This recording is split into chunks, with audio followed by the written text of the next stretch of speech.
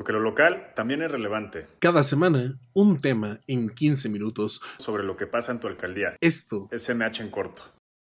Chicos, chicas, muy buenos días, muy buenas tardes, muy buenas noches, dependiendo de en qué momento estén ustedes viendo esto. Y bienvenidos a un nuevo episodio de MH en corto con mi estimadísimo Rodrigo Zaval. ¿Cómo estás, Rodrigo? Todo bien, Morni, acá muy feliz de estar de regreso con nuestra gran audiencia y con mucho gusto de saludarlos. Claro que sí. Y fíjate, Rodrigo, yo te tengo el día de hoy una historia. Hace algunos cuéntame. ayeres, y te estaba hablando, esto de tener más de como 15 años más o menos, de tener. Estaba yo caminando muy contento frente a Plaza Carso. Y de repente veo en los placas de nomenclatura de la calle, Plaza Carso está ubicada entre en la esquina de Miguel de Cervantes Saavedra con Presa Falcón. Y de Así repente veo la nomenclatura de Presa Falcón, ¿no? Así, Miguel Hidalgo, Presa Falcón, Colonia Nueva Polanco. No, yo puse el grito en el cielo, al alcalde de ese entonces le mandé porque no sabía yo quién se encargaba de poner las nomenclaturas, pero para mi entender, bueno, no era el alcalde, era el delegado, era la delegación encargada, le mandé por ahí, se hizo gran eco de eso en redes sociales, y a los 2 días, curiosamente, cuando fue el delegado a decirme, no, mira, no es cierto, la plaquita ya no estaba. Para su mala suerte yo tenía unas fotitos por ahí de la plaquita. Pero ese fue mi primer acercamiento con este fenómeno que se le conoce como gentrificación. Uy, sí, es todo un temazo la gentrificación, caray.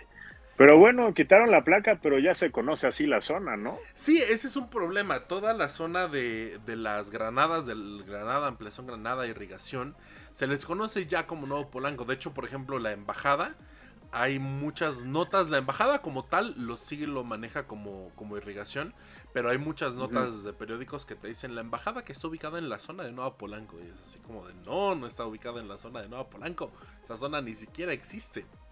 Miren, nada más para que se den una idea, ONU Habitat define la gentrificación como un proceso de renovación y reconstrucción urbana que se acompaña de un flujo de personas de clase media o alta que suele desplazar a los habitantes más pobres de las áreas de intervención.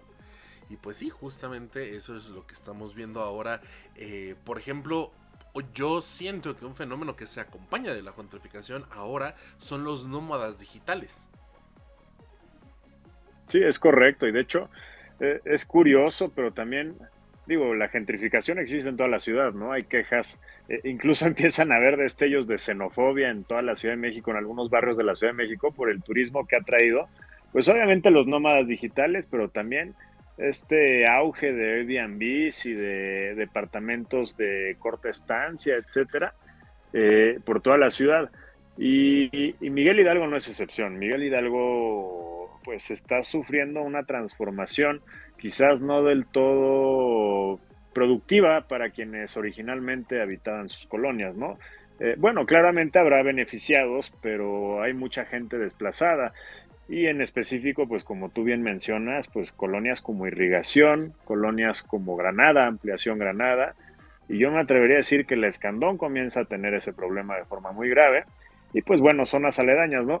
Yo te quiero contar una anécdota divertidísima sobre este tema, pero Venga. hace ya algunos meses, me parece que fue hace unos meses, yo puse un tweet que decía, coméntenme nombres gentrificadores de la Ciudad de México.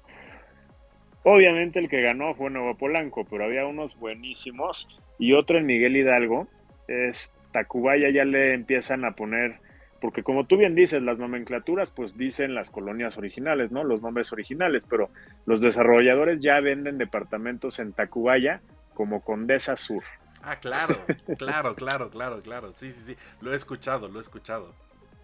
No, Sí, así es, pero ajá. no, Por favor, y Bonnie. fíjate que, o sea, por ejemplo, ahorita que dijiste de la Escandón, también la Escandón, o sea, yo he visto anuncios que te dicen, es que estamos en la Condesa. y ves la calle y es así de, no, eso no es la Condesa, eso es la Escandón, ¿no? O sea, es un fenómeno que se está dando mucho en zonas eh, que ya de por sí traían una carga fuerte, ¿no? Por ejemplo, la Condesa. Yo recuerdo que tuve una amiga que vivió en la Condesa, pero vivió en estas condiciones de, sí, compartimos la casa con 12 personas, ¿no? Para alcanzar a pagar la renta. Sí, sí, sí. Como que es en estas zonas que tienen un boom de repente, en la que primero llegan pues los que alcanzan a pagar un poquito, igual y juntándose con mucha gente, igual y juntándose con varios cuates para poder pagar la renta, y que después llegan los que de hecho sí pueden pagar la renta ellos solos, o que como dices los transforman en Airbnbs. Yo me he metido, no sé si ustedes lo han hecho, pero yo me he metido a checar Airbnbs aquí en la Ciudad de México, y pues sí, una de las zonas más, o sea, la zona de la Condesa y sus zonas colindantes son las que más tienen, bueno, no sé si las que más, pero donde yo he visto más anuncios. No, y de hecho yo conozco varios desarrolladores que están agarrando edificios viejitos, no solamente en la Condesa, sino en toda la ciudad, los están remodelando, están haciendo departamentos y los departamentos no necesariamente son para ventas, sino que son para Airbnb, es decir, esto no solamente afecta a los pobladores, en términos económicos también desplaza a la industria hotelera, por ejemplo. Y pasa algo muy curioso, ¿no? O sea, los ejemplos más significativos de Miguel Hidalgo, pues obviamente son las Granadas, con todo este proceso de Nuevo Polanco, pero yo también quiero mencionar otro que se está dando de cierta forma y no de cierta forma como tal, pero algo orgánico, que es la San Miguel Chapultepec. La San Miguel Chapultepec y Daniel Garza, obviamente, pues hasta tiene antros ya de moda la Daniel Garza, ¿no? Ya el antro de moda con la chaviza, que pues, acabo de sonar muy chavorruco, disculpen a todos Sí, a sí, todos sí, sí, sí, sí. nuestros oyentes, pero ya el antro de moda está en la colonia Daniel Garza, ¿no? ¿Y qué pasa en la San Miguel Chapultepec? Pues obviamente era una colonia donde había muchas casas, y los habitantes originales de la San Miguel Chapultepec pues están empezando a fallecer lamentablemente, un gran sector de ellos, y por lo mismo están heredando estos terrenos, estas casas, a sus hijos o a sus nietos, ¿no? A gente de más o menos 20, 30, 40 años, y lo que ellos están viendo es una oportunidad comercial tremenda de derrumbar estos terrenos, estas casas viejas, y de vender el terreno o aportarlo a desarrolladores a cambio de departamentos. Esto está haciendo que las poblaciones que originalmente vivían en la San Miguel Chapultepec, pues se vean desplazadas en parte, como tú bien dijiste al principio, como lo menciona la ONU, pues por clases medias, clases altas, pero también por un flujo importante de extranjeros. Ahora, yo personalmente no tengo nada en contra de las personas extranjeras. Es decir, yo veo los beneficios dentro de la migración, tengo algunos ejemplos a favor de la migración. Sin embargo, pues es importante no perder de vista que se está desplazando a comunidades que llevaban ahí viviendo generaciones, ¿no? Como es el caso en las Granadas. Hay gente que en las Granadas te comenta de Río San Joaquín, de que sus familias llegaron a la zona y que Río San Joaquín era un río, es Claro. decir, nadaban en Río San Joaquín. Bueno, ahorita pues con la obra esta que hicieron fatal, pues también se puede nadar, ¿no? Ahorita con las lluvias pues peor, Sí, sí, sí. pero, pero pues llegaron las familias cuando este era un río. Entonces, no sé, ¿tú qué opinas, Mordi? ¿Qué opinas de este fenómeno de la gentrificación? Fíjate que hay una parte de este fenómeno que yo siento que es de las más terribles. Porque no nada más es el hecho de, como dice la ONU, el proceso de que estén renovando, que eso, como dices, o sea, se pueden ver algunos beneficios en esto. Pero el problema es que este proceso lleva a que la plusvalía se eleve de una manera que yo siento es muy artificial. Y te lo puedo decir porque justamente mi abuela vive en la colonia de Irrigación. Y lo que pagamos de gas, bueno, lo que paga ella, de gas, de luz, de electricidad, de predial, es brutalmente alto para lo que realmente es el inmueble y para lo que realmente es la colonia. Entonces, también este es un proceso no nada más en el que se va desplazando ¿no? De manera orgánica a las poblaciones originarias de cada una de las colonias, sino que en muchos casos también se les fuerza a desplazarse porque ya no pueden pagar la renta, porque ya no pueden pagar el predial, porque ya no pueden pagar los servicios, porque ya es demasiado caro por esta gentrificación. Entonces, o sea, siento que la definición de ONU Habitat es como un poquito light, ¿no? O sea, como la definición más light de la gentrificación, cuando sí hay ejemplos de gente que se tiene que ir porque ya no le alcanza el dinero para vivir en donde antes le alcanzaba perfecto y sin ningún problema para vivir bien y para vivir tranquilo, ¿no? Sí, también ahí digo, pequeña pausa comercial, yo escribí una columna sobre el tema de gentrificación. Y me da gusto que se vincule al predial, ¿eh? Porque es un tema que ya hemos hablado en este programa. Así es. Entonces, pues también la gentrificación está ligada al predial, pero cuando yo fui candidato yo descubrí un modus operandi que no es particular de un solo partido político. Es decir, varios partículos caen en esta maña, que sí es una maña, es una trampa, pero la gentrificación es un negocio corrupto, no para todas las personas, sino para las y los funcionarios que están involucrados en este negocio. Entonces, yo que descubrí que pasaba en Miguel Hidalgo, por ejemplo, subían el costo del predial, ¿no? De repente el predial, como tú bien dices, se encarecía bastante, y los pobladores originarios pues no podían pagar el predial, también comenzaba a subir el costo de la luz, del agua, de otros servicios, y por lo mismo ya no era factible para ellos vivir en la zona, ¿no?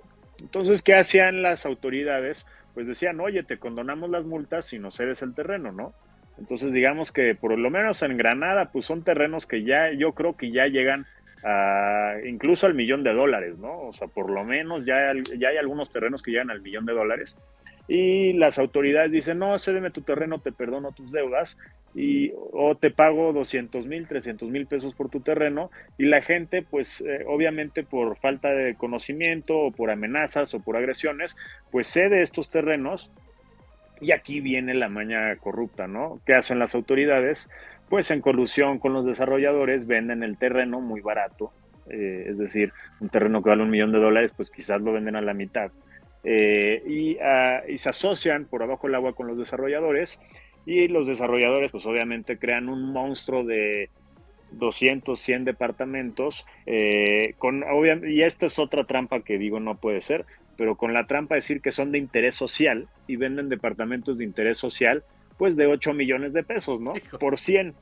hijos. Entonces, imagínate, pobre persona que tuvo que ceder su terreno por amenazas porque no le alcanzaba, y estos cuates, pues de 200,000 pesos que le pagaron a él, pues están haciendo, pues que será unos 8, 80, entre 8 y 80 millones de dólares, ¿no? Entonces dices, híjole, o sea, es terrible, es desproporcional, y yo no estoy en contra de un desarrollo organizado, de un crecimiento paulatino y justo socialmente Claro, hablando, pero claro. cuando existen este tipo de desigualdades, este tipo de afectaciones por parte de autoridades, estos actos de colusión y de corrupción, pues obviamente es insostenible para la ciudad y se comienza a ver. Además es triste porque son colonias que originalmente han luchado por tener mejores servicios, mejores calles, mejores oportunidades, y cuando por fin logran ganar la victoria o por fin logran estos avances sociales frente a las autoridades, pues ahí los desarrolladores dicen, pues como ya está desarrollado es un buen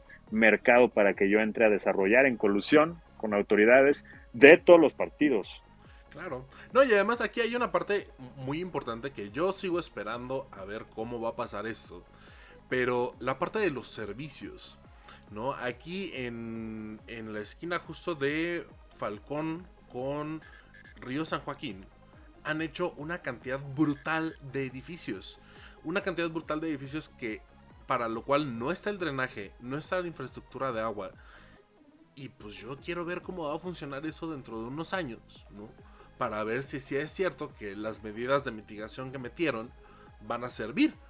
Porque por ahí yo escuché cuando hubo los foros sobre estos edificios que decían, no, pues es que el drenaje no tiene el ancho suficiente del drenaje para captar todo lo que va a venir de un edificio. El agua, pues nos van a dejar sin agua porque pues, ve la cantidad de casas. O sea, hay muchos problemas, hay muchas aristas en este tema de la gentrificación que es imposible cubrirlos todos en este programa.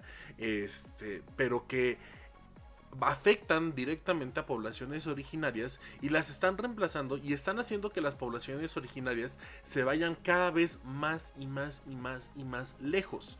Que creo que es uno de los problemas más grandes. Imagínate que tú tienes tu trabajo en, no sé, en Insurgentes, ¿no? En Insurgentes Sur. Y de repente te dicen, no, pues ya no te alcanza. O sea, lo que antes te alcanzaba, pues ya no te alcanza. Y te tienes que ir, pero no te vas. O sea, y tú vivías antes, por ejemplo, en la Escandón. Pero no te vas a Naucalpan, no te vas a Tlalnepantla, te vas a Huehuetoca, te vas a... O sea, porque eso es Sí. para lo que te va alcanzando, ¿no? O sea, se O están incluso haciendo... Hidalgo, ¿no? He Hidalgo, escuchado claro. casos que hasta Hidalgo, sí. Sí, no. O sea, de hecho, bueno, este es un caso de Estados Unidos, pero pues no dudes que haya cosas parecidas, que había una chica que para ir a la universidad le salía más barato tomar vuelos todos los días de su casa a la universidad que comprar, bueno, que rentar un departamento en donde estaba su universidad. Y no dudes que aquí en México debe de haber casos similares, tal vez no con vuelos, porque no somos tanto de vuelos, pero sí con camiones, con otro tipo de transporte de ese Sí, mismo estilo, porque pues sí, eso es lo que causa la gentrificación y lo pueden ver en barrios como, digo, esto no es Miguel Hidalgo, pero en la Condesa, vuelvo yo a la Condesa porque es donde más conozco. es barrio vecino. Hoy en día en la Condesa es más, ves más extranjeros, que de nuevo no es nada en contra de los extranjeros, no es que tengamos un problema con los extranjeros, pero es lo que se ve.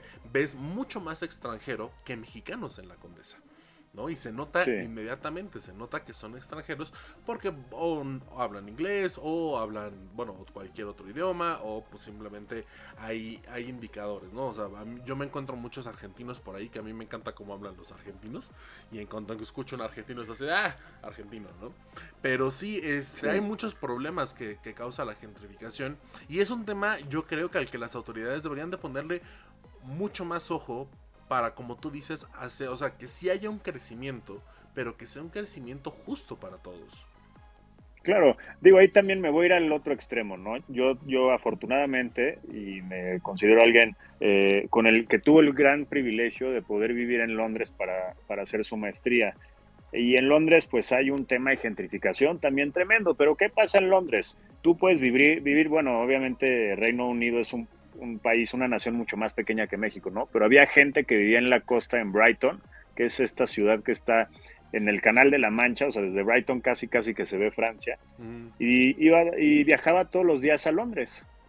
¿Cómo le hacía para viajar todos los días a Londres? Pues había una infraestructura de transporte público que permitía que cada una de estas personas pagara el equivalente a 5 boletos de metro para ir de la costa, es decir, casi Francia, a Londres a trabajar y estudiar todos los días y de forma segura, rápida y eficiente. Ahora, por eso es a lo que yo voy, que esto, pues no, o sea, no es del todo inconveniente si estos servicios a los que se les negaron a las poblaciones originarias, pues crecen de manera organizada hacia las periferias de las ciudades, ¿no? Es decir, a mí me encantaría vivir en el campo, si yo tuviera la forma de viajar a la Ciudad de México a mi trabajo todos los días en un tren, ¿no? Es un tren que sea barato, que sea rápido, que sea efectivo y saltarme todo el tráfico.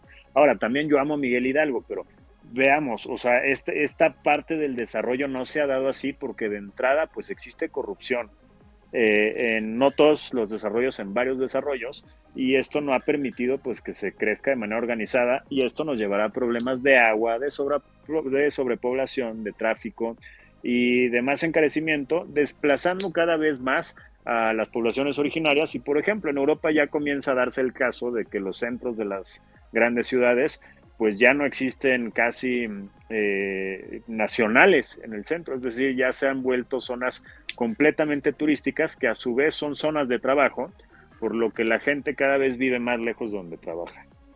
pues sí. Ahí está, muchachos. Ya saben, en MH en corto tratamos un tema lo más rápido posible en 15 minutitos, más o menos, no exactamente, pero más o menos 15 minutitos. Y pues ya se ha cumplido ese tiempo. Mi estimadísimo Rodrigo, muchísimas gracias por acompañarme en un episodio más. De MH en corto. Al contrario, Morni, muchas gracias a ti. Cuídense mucho, muchachos. Muchas gracias por haberme acompañado. Y nos vemos, ya saben, como siempre, en la siguiente. No olvides seguir a Rodrigo en @RodrigoZabal en todas las redes y a Mornier en @Mornier_Arán también en todas las redes.